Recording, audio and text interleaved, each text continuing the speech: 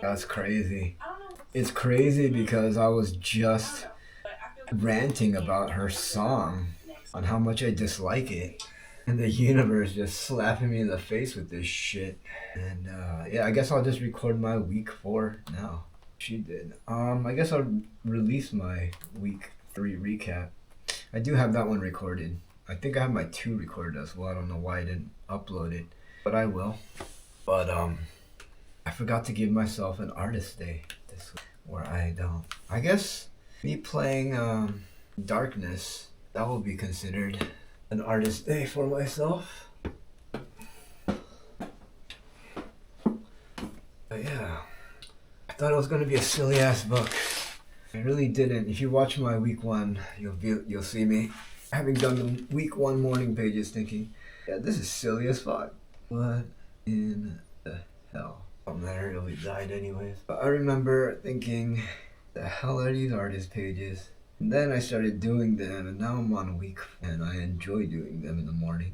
And as I said that the Rick Rubin book was the Tao creativity, I will say that this is basically a crash course into shadow work, which is very uncomfortable.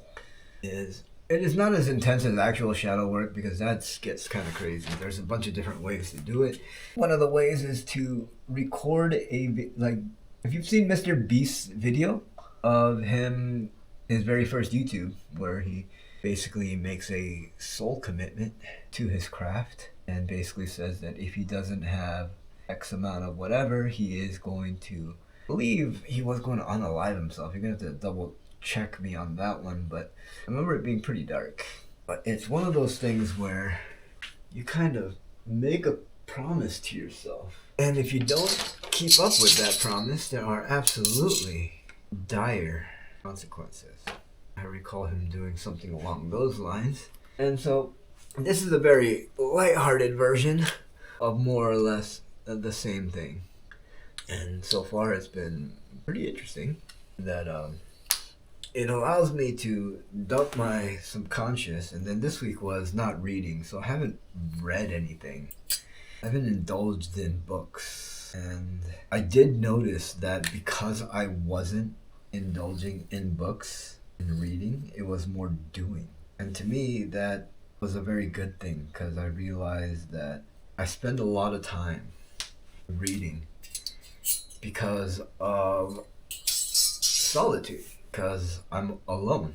Not lonely, but I am by myself. And I've realized that it is a crutch where I am doing that. And in the doing of that part of the not reading, I also tried to refrain from social media. Now, I did fail a couple days into it.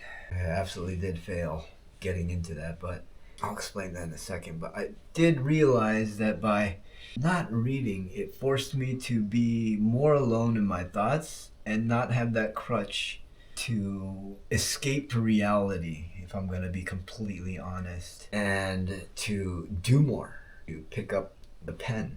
I don't know if you noticed, or I guess I'll tell you right now, but as of this week, I started sketching and drawing more, which now that I think about it, I think that is a direct correlation to exactly that, where it was a crutch in that I was filling my time with reading and books to escape from doing things. And so in terms of the artist prayer, I'm kind of doing something a little bit different. I'm doing some Neville Goddard principles, and instead of doing the prayers, I have been doing the Wim Hof breathing technique to more or less clear my mind thoughts. And I think the week prior, before week 4 started, I had read a couple of books on transcendental meditation because I started a book called My Big Toe, because Michael Plaster, he highly recommended it. And I got to the part where it was transcendental meditation. And that was about the time when I was like, kind of don't want to read this anymore. That's when I thought, maybe Instead of making my mind up and dismissing this transcendental meditation, I should take a moment to familiarize myself with what it is and how to do it. And so I read 2 books last week. This is before I did the refraining from book reading. And learned some very interesting principles. I think it's a very, how do I say it without offending people? It is a very soft landing into meditation. And I honestly believe that Wim Hof is kind of a drastic one. Now, the reason I did the Wim Hof method is because I was not in a very good headspace, meaning that 5150s were part of my repertoire. They were part of my personality. They're part of my part of my permanent record, I guess, after I was 18. And so it's not for everyone. But I can see the transcendental meditation being a lot easier to get into that type of meditation without having to really commit to something so drastic and intense as the Wim Hof method. Now, if you're able to do the Wim Hof method, then by all means do it. But it's not for everyone. It is for everyone, but I just feel like a lot of people live in a lot of comfort, and that's not something they really want to do or are comfortable doing. Most people will pull out of it. But so the one thing I did take from that transcendental meditation is the transcendental meditation was, let me see. Was the use of vocal cords and hearing sound. Using sounds part of meditation. Sounds really strange, okay?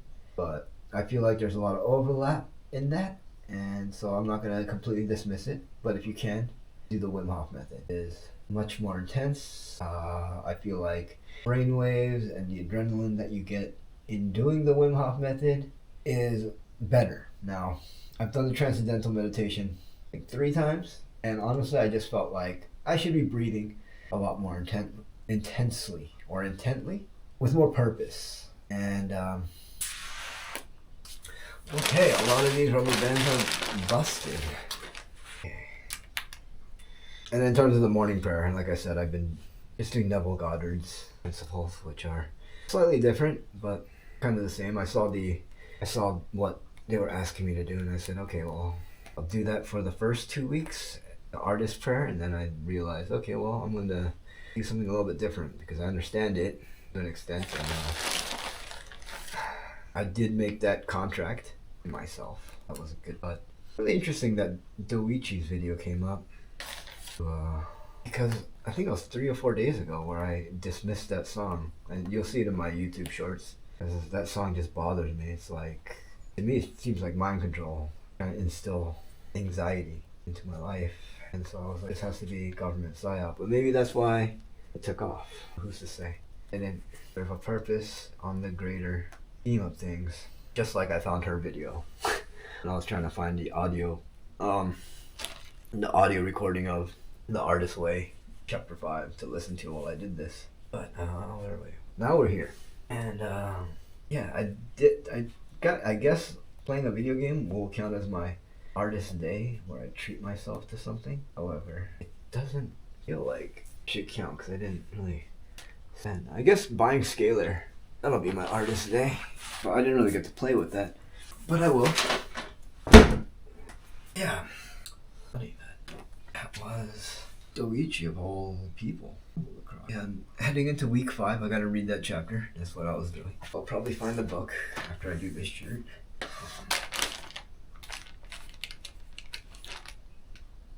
Curve. So here, a little bit offside. Here, there are no.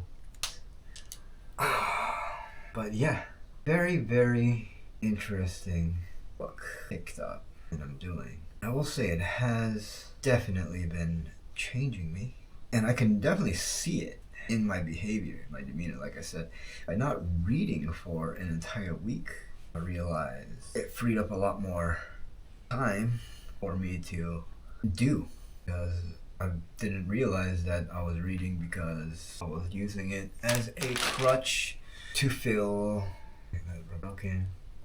using it as a crutch to fill some sort of a void. That's funny how it's a void, and that's exactly what I was doing.